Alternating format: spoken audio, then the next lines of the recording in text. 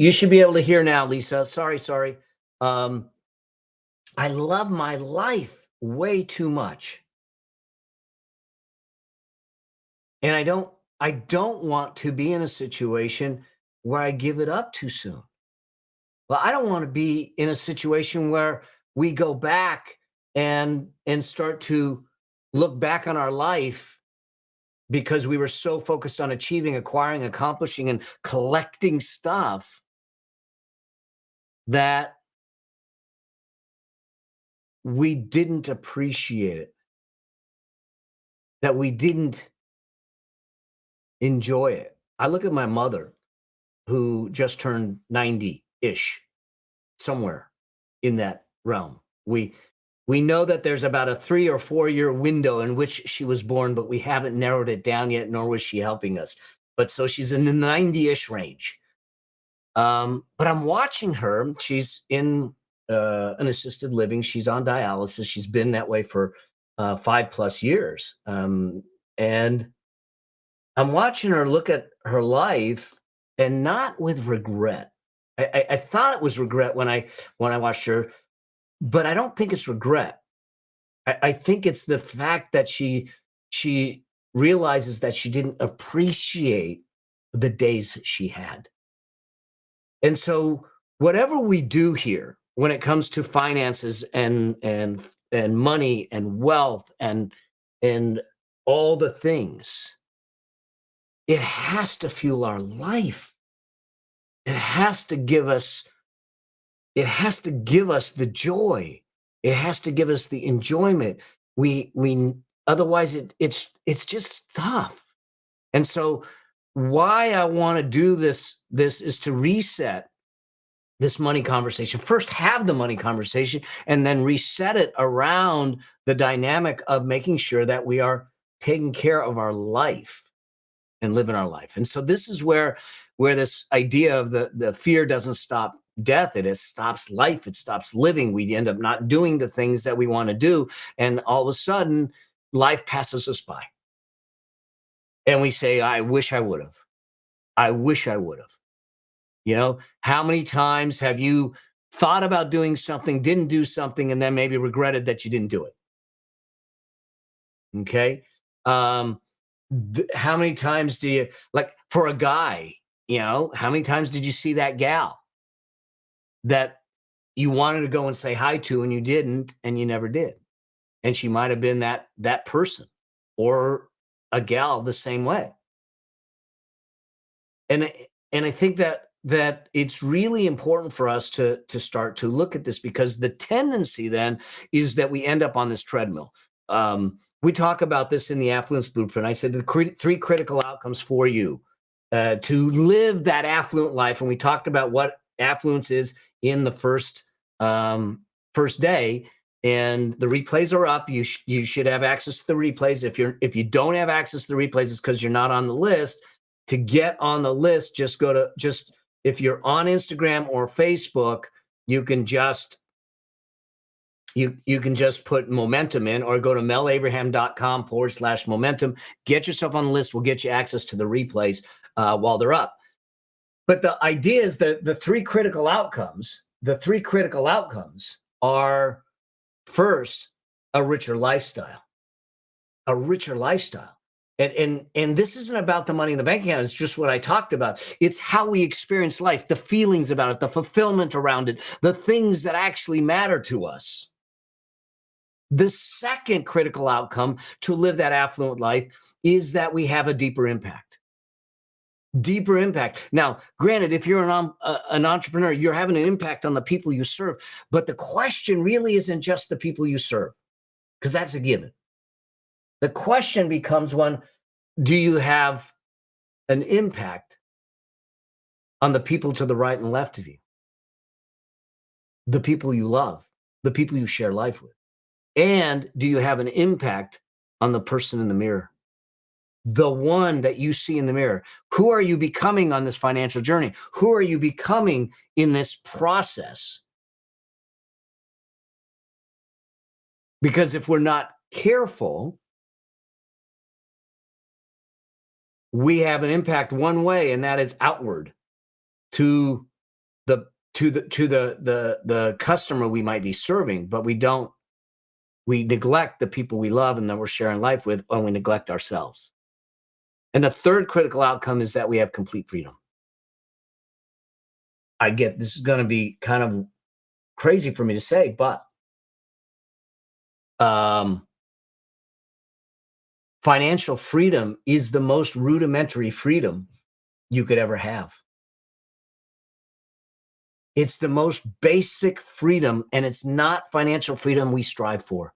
It's not financial freedom that we are hungry for. There are two freedoms above that I think is what we are actually looking for. And the first freedom above that is time freedom. Time freedom.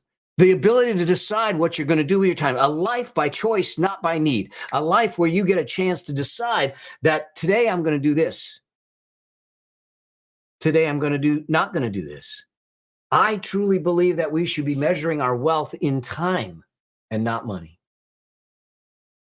Because we can have a lot of money, and if we don't control our time, if we don't control the moments of our life that actually matter, it's still not a rich life. And then the third freedom is mind freedom. Mind freedom. An understanding necessarily that I have the peace of mind to know that things are taken care of, to know that my causes, missions, the movements that matter to me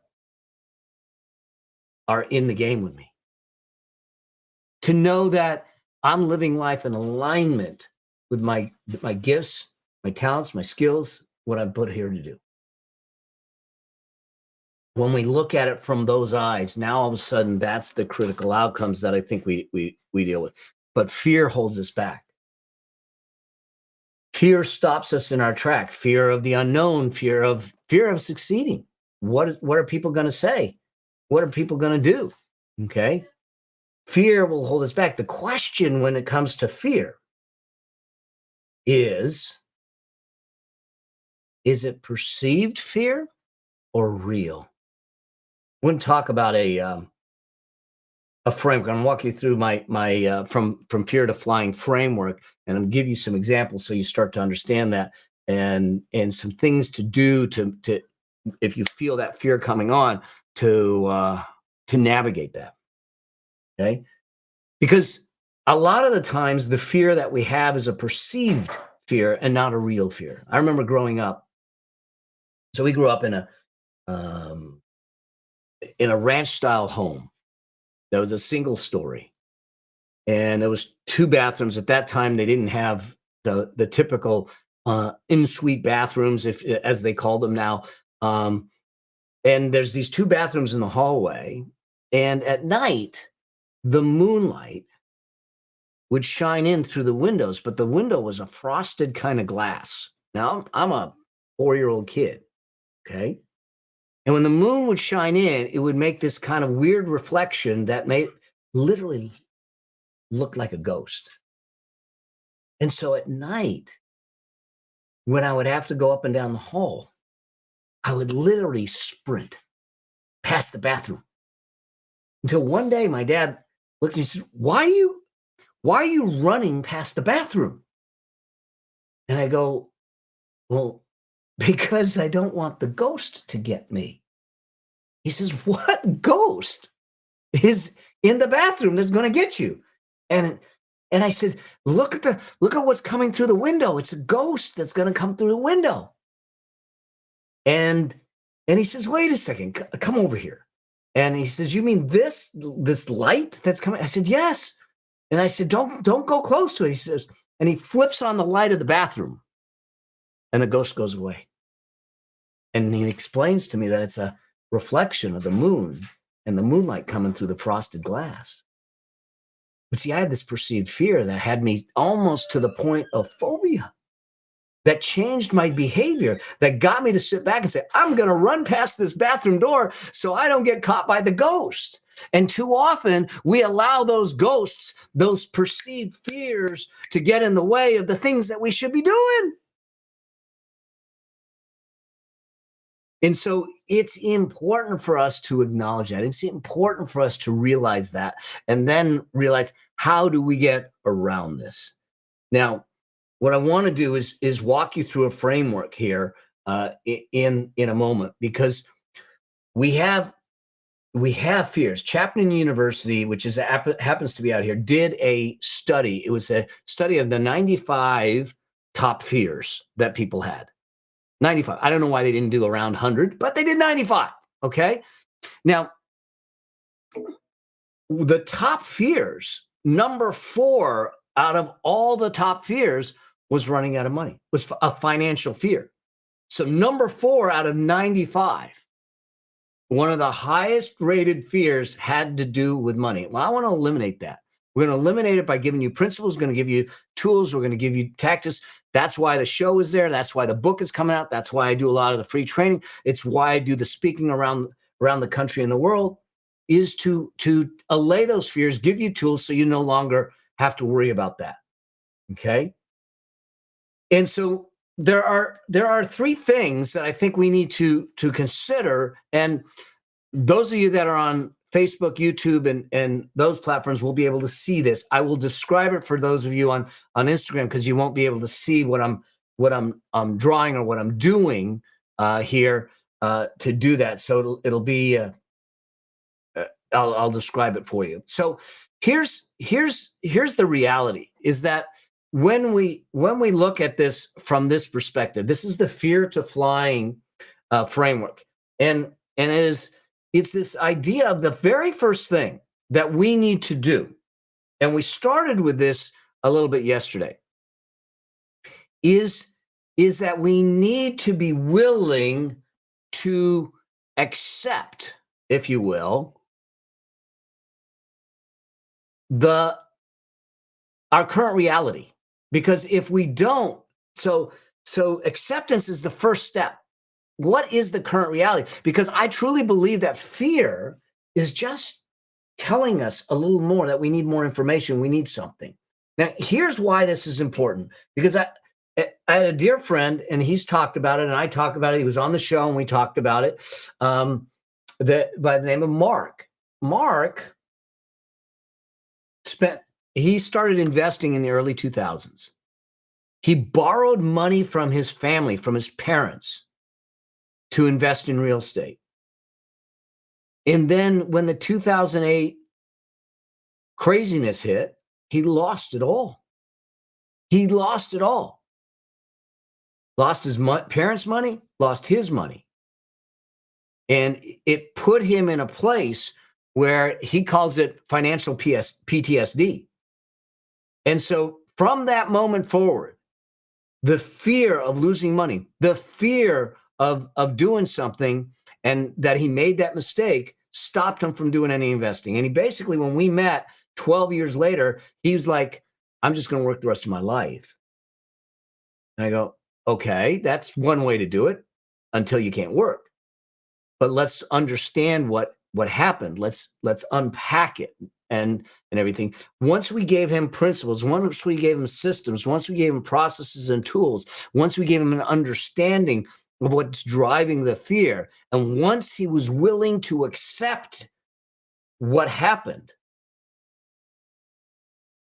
things changed. He's no longer living in fear. He is investing. He's got things rolling, and he's changing it because he followed partly this framework and other frameworks. But the bottom line is this: no matter where you are in your financial journey, it's truly important to accept the reality of what is going on. Now, I'm not taking, remember what I said. I said accept the reality. I did not say accept the blame. Because here's what we know. Until you're willing to accept it, you can't understand where your contribution was. Even the Ponzi scheme. Yes, the person stole the money from me. He was a thief. He was dishonest. He was a con. And I could easily just put it all on him and blame him. But the reality is, I had something. I got in it. I ignored my rules. I ignored my due diligence. I ignored the voice. I didn't check. I didn't do a lot of things until I was willing to accept the reality of what I did to contribute to it.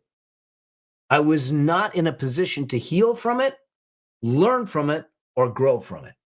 So the reason that we want to accept it is so we can heal, learn, and grow, not blame, not feel bad, not beat yourself up. Because I can guarantee you that if the fear is holding you back and the things are holding you back, then you've done enough of beating yourself up about it. So it stops. It stops here. Then the second piece of this is that once we had the acceptance, is to extract the lessons out of it, to make sure that we can extract the lessons from it. It's one thing to sit back and say, okay, I did this, but what did I learn? See, the things that I teach today, the things that are in the book, the things that are in the training, the things that I talk about on my show, a lot of it was a result of losing the money. Look, I lost 1/3 of my net worth of what I owned, well into the 7 figures, wiped it out. Y'all, if I spent over $1 million getting educated, getting a PhD in money, doing the wrong things, and I better figure out what I learned from it so I can bring it forward to someone else so they don't do the same thing. All right? You all don't need to spend the money. I did. So the question is, what are the lessons that have come from whatever has caused the fear, whatever is in the space, whatever is going on? Now we can take it and say it's productive. It becomes valuable because we will change on the other side of this. The third element of this is that once we have the lessons, it's time for us to make new decisions. To make new decisions, thank you, Megan, is to sit back and say, okay, this is what happened. This is what I learned. What is a new decision? So for me, with the Ponzi scheme, I set rules in place. These are the rules. This is how I invest. This is how I teach people to invest. This is what I do. If it doesn't fit the rules, if it doesn't fit the criteria, it is not on the table and I will not invest. And I might pass up a $1 billion prize package. I don't care. I don't care. I am going to make sure that my family's safe, my legacy's safe, and that my ability to live my life fully is safe. So if it doesn't fit the criteria, I walk away. That's what I learned. Mark, he learned something similar, that he now invests via rules because that keeps him safe so he doesn't make the same mistake that lost his parents' money and his money. Here's what we know. When you turn around and we do this and you start to really understand what's going on. When we get the acceptance piece right and we get the lessons from it correctly, this is where our growth comes from. If we aren't willing to accept it and learn from it, there's no growth. We are doomed to repeat it again. And I see it a lot with folks. I see it over and over again where all of a sudden they're involved in a situation where they are repeating living check to check, running up credit cards, doing these things. And it's because they didn't learn the lessons the first time. Now, when we learn the lessons and we make the new decisions, what you're going to find is this is where we make progress, okay? We may grow with the lessons and acceptance, but we actually make progress when we make a new decision, because that when we make a new decision, it moves us forward. It allows us to take steps forward to do that. And then the third element is when we make a decision, when we make new decisions, and it's aligned with the acceptance, what allows us to do is now we have complete clarity. I'm clear. I am I am 100% clear of how I'm going to invest, how I'm going to do this, what I'm going to do to protect my our wealth, my family, my legacy, my grandchildren, my children, all of that. And I'm 100% clear of what I'm going to teach, what I'm going to talk about, how I'm going to give that to you all, so you don't fall prey to the things that I fell prey to. So you no longer have to live in that fear. And so this fear to flying framework starts to allow you in an easy way to start to take control of your future, to make new decisions. And if you really want the bonus to this, when you go through this framework, and that's acceptance, lessons, decisions, if you truly want to ramp this up, then go teach it. Teach it.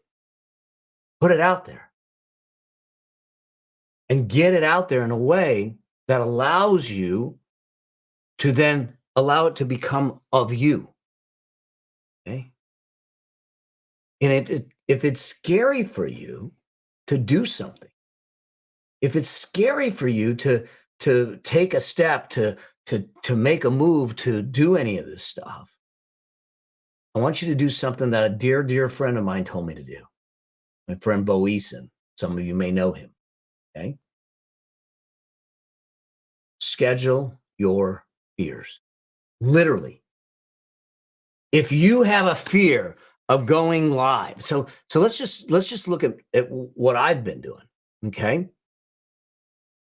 When I stopped everything after getting diagnosed, I wasn't doing lives. I wasn't out there. I wasn't doing anything. And then I decided I was going to come back and do some things. But I'm going, I haven't been live in a while. You know, what are people going to think? And how are they going to feel? And this and that. And I would find an excuse every day that would keep me from going live to do this. Well, guess what? The excuse was gone once I scheduled it, because I scheduled it and I announced it to the world. Think about this. We decided to do the 10 days of money momentum. Now, it wasn't because I was scared. It's just, but as soon as I put it out there and said, 10 days of money momentum coming your way, January 3rd, it's scheduled. If there was any fear, I better show up, because I just told the world I'm going to do it. One of the best things you can do around your fear is to schedule it, put it on the calendar, because it will force you to start to take the steps to deal with it, to work through it, and to find the tools, the skills, the strength, the information, the clarity, and the support to move through it. Schedule the fears. All right. Because here's what I know. When fear starts to control your life, when fear starts to control your decisions, when fear starts to sit back like it did with Mark, where he wasn't investing, wasn't doing anything, he was making decisions out of fear versus understanding, versus being empowered, versus, from a conviction standpoint, like we talked about in the last session. When fear starts to control your life, it borders on phobia. That's just, and it's not a clinical thing. It's just my interpretation. My response to the bathroom window, the ghost in the bathroom window, was bordering on phobia. I was running past the window until I dealt with the fear. And if I allowed Mark to continue to run from the fear of losing money again, and not give him the tools, not give him the skills, not empower him, educate him, and equip him to do the things the right way, he would still be living in fear, working himself to the bone, and with no possibility of freedom down the road. So whatever that fear is, let's schedule it. Whatever that fear is, let's work through it. Whatever that fear is, let's make sure that it isn't holding you back. Okay. I hope that this helps you. I hope that this kind of opens you up to start looking at things where over these last three sessions we talked about the why behind the money, something beyond the dollars in the bank account. We talked about, hey, ain't no participation trophies. You got to get in the field. You got to get in the game. You got to take action. You got to do some things with conviction. And today we talked about the fears. Today we talked about the fears. Tomorrow we'll be back. Yes, we are doing this on the weekend too. All right. And we're going to talk about investing a bit. We're going to talk about one of the biggest things that you need to take control of. All right. It's going to be fun. Stay with me. Let's have some fun with it. I may actually go live a little earlier tomorrow because it's my granddaughter's first birthday. So it probably won't be that much, sort of 15 minutes, 20 minutes or something like that. So in the meantime, with that, I'm going to close this session out and I'm going to open it up for questions. If you have questions or things or comments, do me a favor, post it in the chat. Post it in the chat on Instagram, on Facebook, LinkedIn, all that. I will get it. We'll make sure that we help you out. Is it Effecto Wow? Thank you. My granddaughter's birthday too. Oh, Lisa Landy, thank you so much. Thank you. Any questions, anything that you guys are dealing with? I think there was a question back here. Let me just see.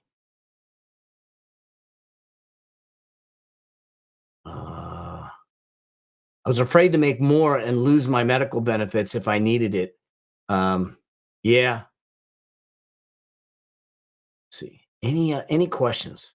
All right. Can I still send questions to askmel.com? Askmelnow.com. Pathgirl22, you can send it to askmelnow.com. Absolutely. You can send questions there. And you can ask questions here. And I'm here for you. And remember, this is day number 3. We got 7 more days to go. 7 more days to go. Plus, y'all, you can always submit questions to me because of the fact that I will bring it on the show too. So Linda says, since I don't hang out with you and Brendan, the only people I know who are wealthy are kind of entitled jerks.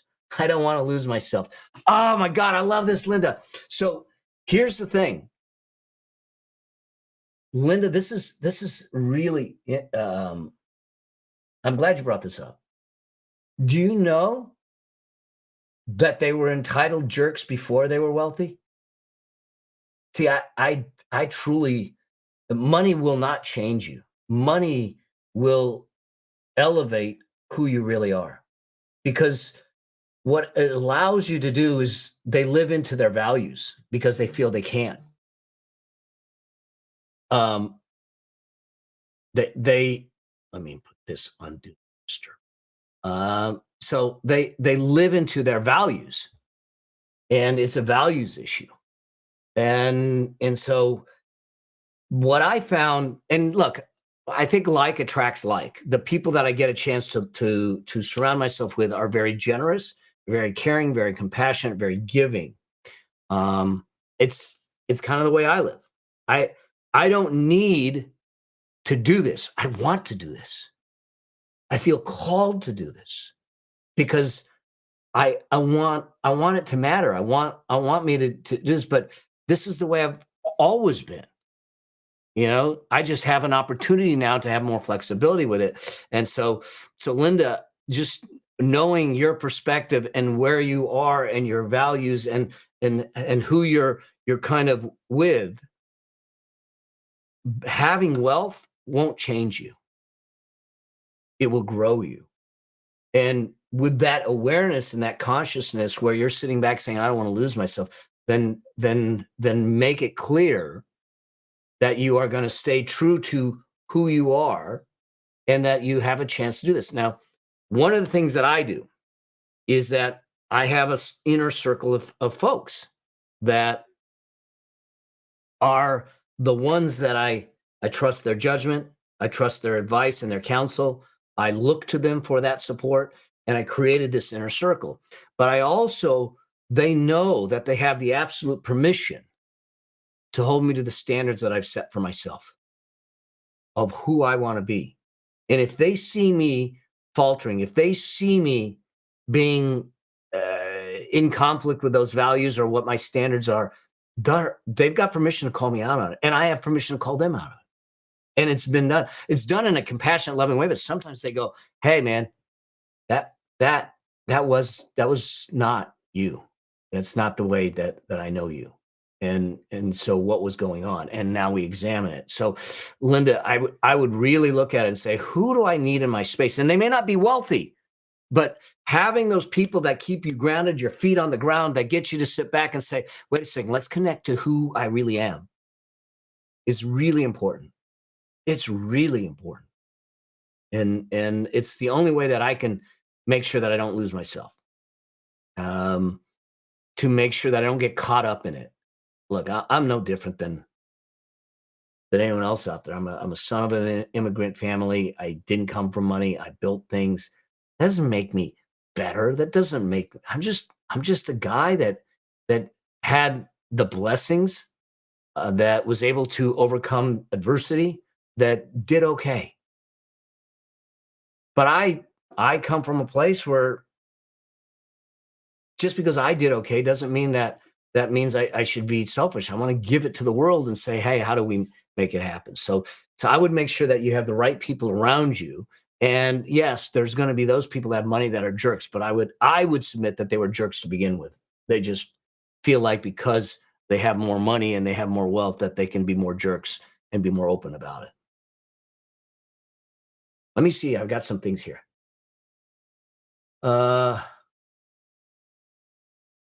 Megan says, I have started to get over my fears with money by removing the dollar signs and just kept the numbers. That's interesting, Megan. So the fact that there's a dollar sign in there starts to get you concerned.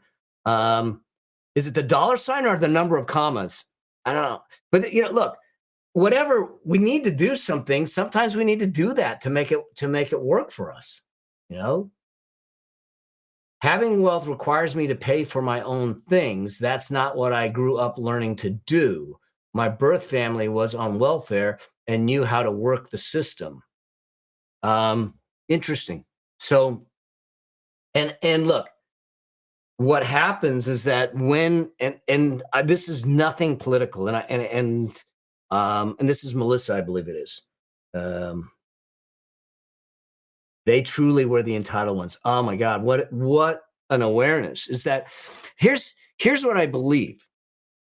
We all have, at least in this country, okay? In other countries, there's some things that we need to navigate, but at least in this country, we have the right to be entitled. But the question is, what entitled to what? Entitled to go after our dreams. We have the right to go after our dreams. We have the right to feel that I have the ability to achieve those dreams. The problem is that I think society and media and everything else says, you came from here, you stay down here. I don't buy that. Now I get it. It's going to be harder for some than for others. But I don't want to judge this. I don't care where you started. Let's find a way out. Let's find a way back. Let's find a way to make it work. There's plenty of stories. My dear friend Anthony Trucks, he was in the foster system to the point that he was abused. They had him licking the bottom of people's shoes until his tongue bled. And you look at this man today, he's a gift. Happy, energized, giving, caring. He ended up as an NFL player and so it's not where we start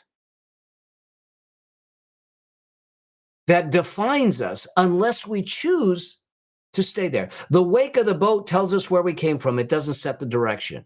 Now, it doesn't mean that's easy. And I love the fact that you're here, Melissa, because that means that you want to change it. Each one of us that is going through this, you have the ability to be the inflection point. in your family tree. To be that one person that when the great grandkids look back, they go, it was Grandma Melissa that did this for us. Life's changed in a decision. Now, it means that you might have to make it, it may be hard. And it may be a simple decision, but not easy to accomplish. That doesn't mean that it's impossible. It just means that there's work involved. And so I look at it and say, how can we work for ourselves to find that independence? So I'm not codependent. So I'm not dependent on any kind of handouts. Hey, look, things happen, but let's find a way out, and let's do it together. You see, a lot of people with money, true money, you wouldn't know it. The people who are entitled, that's the character trait. It's a them trait, but nothing to do with the money. So I agree. Yep, I agree with that. See, here's what's interesting. And I live in an area called Laguna Beach. We say that this is an area where there's, it's by the beach and everything. It's a place where there's billionaires and board shorts. You would never know that they had the money. They're surfers, they're beach kind of people, but they're not. They don't parade it. You're not going to find me doing a whole lot of, hey, here's my Lambo. I don't like Lambos. I don't have a Lambo. I don't care. Or a plane or a boat that's not me. It doesn't matter to me. You know what? I want my grandkids and my son and the people that I've had a chance to have a conversation with or work with to say, you know what? He's a good person. He cares and he gives. I'm good. I want to be known for that, not the stuff. I want someone. The biggest thing watching my son, he's 33, and he's got two little girls. One's going to be one. That's why the birthday is tomorrow, and the other one is going to be just 2.5. And the greatest gift for me is seeing the man he became, who he is as a husband, as a father, and as a person. And I look at it and go, in spite of some of the things I did, turned out okay. I did okay. To me, that's all the success I need.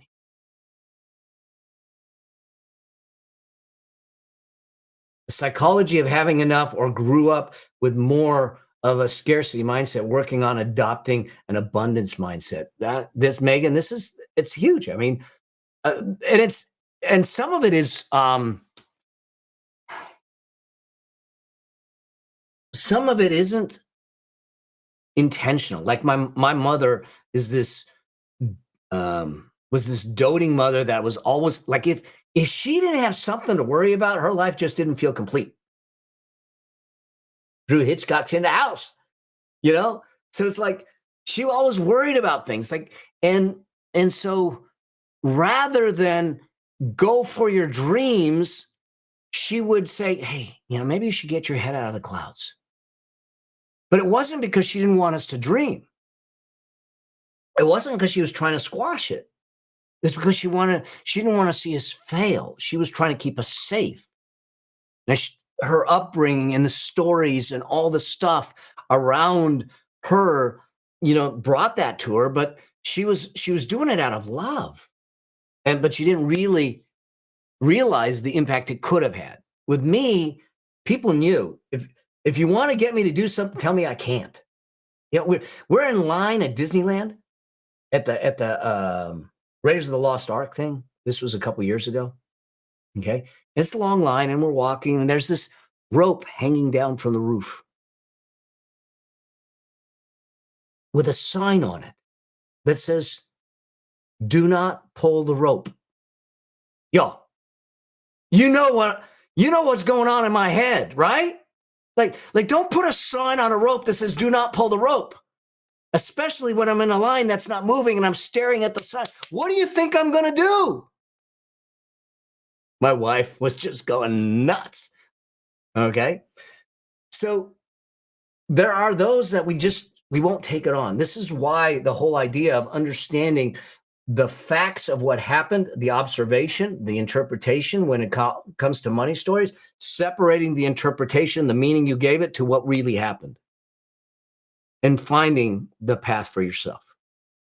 And to be in this kind of a community with people that will support you on this journey to call you out and to help you along.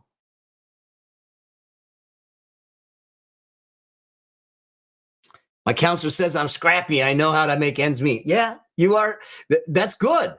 And that's going to serve you. Now we're going to build on it. Okay.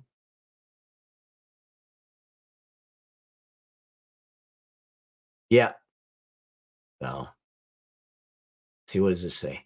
My boys and 6 granddaughters know I'm a hard worker, but I'm learning to get off the treadmill and not be afraid to invest. Yeah. Just here's the thing when it comes to investing, we just got to make sure that we're working proven processes, following rules, using due diligence. Look, not every investment is going to go right, but there's ways to reduce the risk so and to make it so.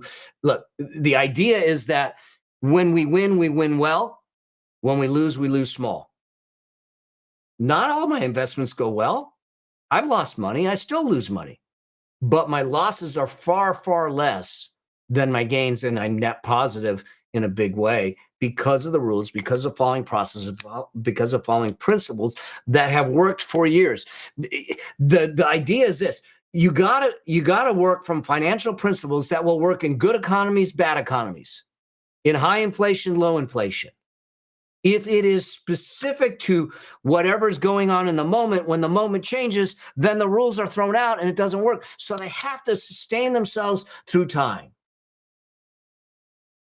And as you invest, this is where the whole idea of money machine comes from, is that when we build the machine, it's what gives you the flexibility to have choice. It's what allowed me to navigate the cancer financially without having to feel financial pressure, because I had a machine that I could flip the switch and allow it to pay for our lifestyle without draining things, without selling things, without draining savings. That's what I want for you. It's not the easiest choice because it takes discipline, it takes a process, and it takes time, but it is the smarter choice in my opinion. And it will give you peace of mind down the road like you wouldn't believe.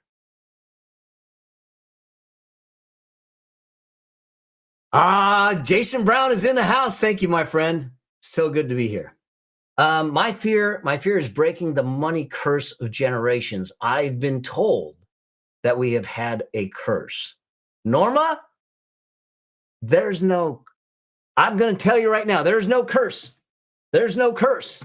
They just, here's the question. Do we, rather than say, this is our lot in life, here's, and I'll explain it a little different way. And I know I go back to the cancer a lot, but the cancer taught me a lot. And so what happened is that I struggled with the cancer to understand why I got it. I struggled with the cancer to try and figure out, who did I piss off? Who did I screw over? I wasn't a smoker. I wasn't a drinker. I lived a good life. I was I healthy lifestyle. I worked out 5-6 days a week. I still do. Why me? Why me? What did I do in the past to deserve this? And it was a dark, dark place until I realized that maybe the cancer was given to me not because of something I did, but because of something I was meant to do. That it was a message. All of a sudden, the cancer had value. All of a sudden, it had meaning. All of a sudden, it allowed me to step forward and write the book, to step forward and speak, to step forward and do the things that I'm doing today, to have the focus that I have today, because it gives the cancer value and meaning. And so I would look at this, Norma, and say, what is the curse, as they call it? What's the message in that for you? You have the opportunity. Everyone has the opportunity to be the inflection point in their family tree. I know for a fact, my dear friend who's on Instagram, if he's still on, Jason Brown, and y'all should be following the Brown Report. He's a investor, stock trader, and he's the inflection point in his family tree. There is no generation beyond him that's going to ever be the same because of the choices he made. And so we just need to make a choice. And Norma, the curse of generations is probably because, one, they weren't informed, two, they weren't educated, three, they didn't make it a priority. Well, let's give you the tools. Let's give you the rules. Let's give you the tactics. Let's give you the strategy. Let's give you the principles to follow. And let's give you the things that'll keep you safe. The curse is broken. Remember, wealth creation is less about the money and more about the behaviors. We do not have money issues. We have money symptoms. They're symptoms of choices, decisions, and habits of the past. Norma, we're going to break the decisions, choices, and habits of the past that will give you a whole new trajectory, a whole new life, a whole new existence. And then you pass those on, and now things are changed forever. Forever. So this is part of why I'm doing this series, is to start down this road, to break it open in a way, because we all have the power to shift it. It may not be easy. It may be work. It may be challenging because you're just learning it. But I promise you, it's worth it. I promise you that it's worthwhile. I promise you it will be rewarding.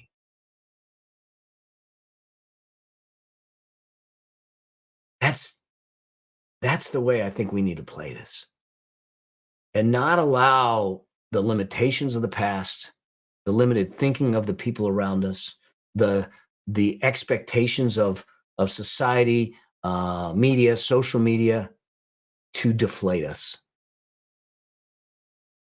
And if it's starting to get to you, and it is doing that, bring it to us. Let's have the conversations.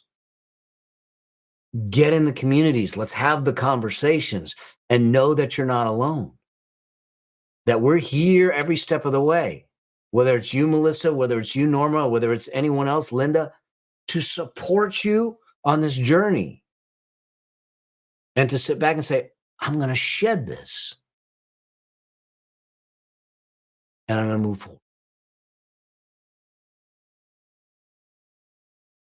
We don't have to do this in isolation. In fact, I don't think that we can do it in isolation. We should do it in isolation. Life is meant to be shared. Let's do it together. You and I, let's do it together. Let's walk the path together. I'm not infallible. I've made mistakes. I will continue to make mistakes. I will grow from them. I will learn from them. I will make new decisions and do that. The key is that when we make the mistake, it doesn't explode our life. So let's keep the mistakes small. The win's big. I hope this helps. Let me know if you've got more questions. I'm here. And if not, we'll close out and we'll rock and roll next year. During your series, will you touch on things that we can do later in life to improve our finances? Donna. Yeah, I'm going to talk about things more in general form. Here's what I'm going to have you go do. There is a series that I did on my show also, so it'll go a little deeper, where I did Wealth by the Decades. It's a series. It's on YouTube, and it's on my show. Depending on the decade you're in, 20s, 30s, 40s, 50s, 60s, I want you because I actually will touch on specifics to do in each of those decades, depending on where you're at, and the cautions and everything there. So what I would do, Diana says it was an awesome series. Thank you. So let's get you over to that first. And then if there's some more specific questions, let's deal with them. Okay. Because this, what I want to do is I'm going to lay the foundation of everything that you're going to use in the Wealth Through the Decades, but I may not be speaking directly to a specific decade like I do in that series. And if you have kids, y'all, if you have kids that are like college age, have them listen to the series. Have them understand the power of doing things early. Look at my son. There's an interview that I did with my son also, Jeremy. Have them listen. If you got kids, let them listen to that. We talk about his financial journey. He's at, like I said, 33, 3 homes and a multi-million-dollar net worth, and a good kid. He had his moments. It wasn't always that way. But the point is that because if we get a hold of our youth, oh, you're going to get me off on another tangent, but if we get a hold of our youth and give them these principles and give them the tools and empower them and equip them to be financially smart, they're not going to grow into greedy kids. They're going to grow into smart kids, and they're going to grow into free kids, and they're going to grow into empowered kids. But we don't want to discuss it. We don't want to have conversations. They don't want to teach it. We should be teaching them money things. Then we wouldn't have $1.7 trillion in student loan debt. We wouldn't have $1 trillion plus in credit card debt, because they got educated early on and they understood it. Right now, they're getting their financial education on TikTok. Lord knows, don't do that. All right, sorry. Rant over. Oh, good. Your 16-year-old sitting there with you, breaking the thread. So here's the deal. Jeremy at 16 I started with Jeremy doing stuff at 10 years old. And then at 16 is when he really started to get in the game. Okay.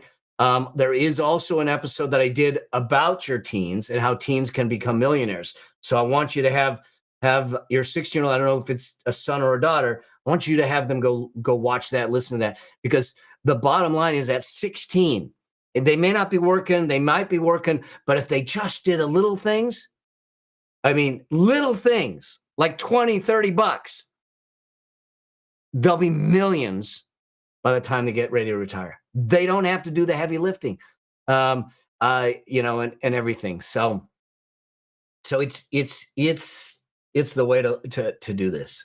I love these conversations. This is so good. Risa, absolutely. I enjoy it. I enjoy getting on live. I enjoy having these conversations. I'm hoping that we can share this out to folks and you let other people know, because like I said, I got nothing to sell. I'm just doing this. I got 8 more days of doing this, and I'm going to do some more lives, but this was more specific, and the replays are going to be up for a little bit, so you have access to it. But I want to make sure that 2024 is a breakthrough year for all of you financially. Okay. All right, y'all. It's a Friday night. I hope that you're having an amazing, amazing time. I am going to do this tomorrow.